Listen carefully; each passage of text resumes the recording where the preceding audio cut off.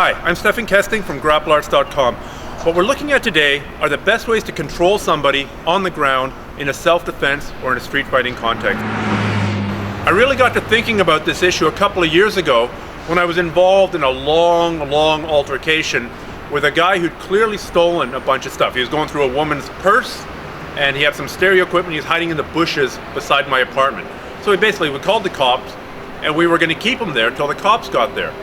And it ended up being the situation where he tried to run away, we would catch him, he would try and run away, we would catch him, he'd try and get me to hit him so that I would be charged with assault.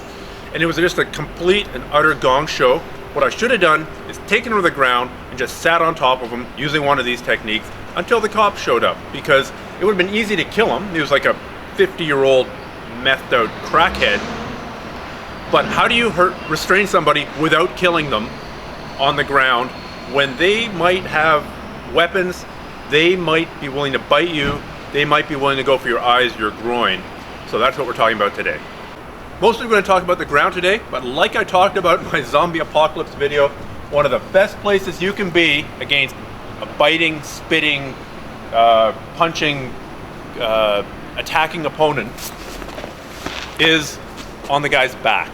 As long as my head's not out here where he can elbow me, my head's close, then I can hear everything that he's thinking, and also I can control him and manipulate him and ultimately take him to the ground by lifting, turning, and dumping down to the ground.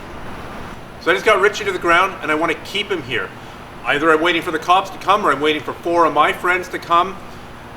Whatever the reason is, I got to control him for a while. Now some positions, say like side mount, are great for grappling, right? I can totally pin him here for a long time. Trouble is, he can hang on to me. Oh my God, 4 of his friends are coming before 4 of my friends are coming. Now, all he needs to do is hang on to me here, and it can be difficult to disengage.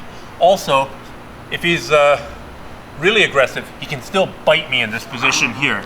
I can bite him back, but we don't want to be in a biting contest.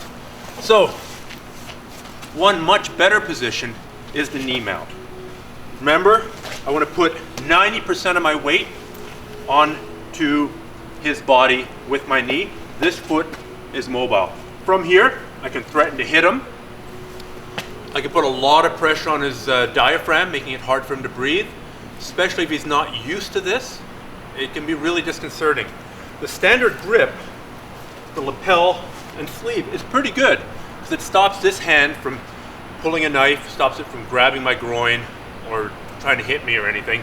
This hand, if he's trying to do something with it, yeah, I don't really have to worry too much about it. So the knee mount is a fantastic control position. Another good control position is a technical mount. If I can roll him on his side, especially if I can gift wrap him. If I can gift wrap him here, he can't do anything with this hand. He can't do anything with that hand. If he's reaching for a knife or something, I've got lots of time to see this coming and convince him that that's a really bad idea. The final position that I want to talk about is what I would use if I had to hold somebody a long time. To go back a couple of years, when I was trying to stop that guy from running away while we were waiting for the cops to come, this is what I should have done.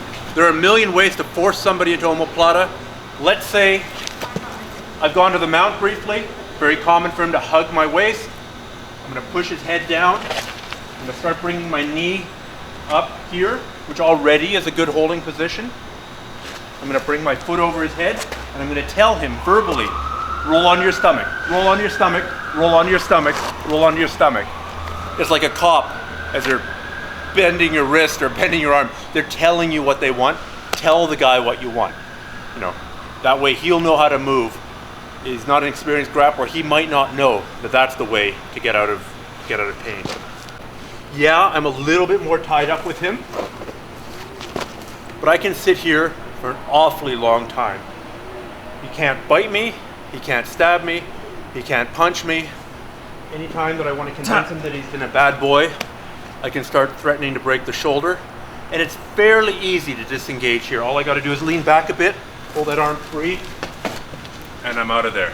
So getting into the omoplata is a little bit more complicated depending on how you're getting there.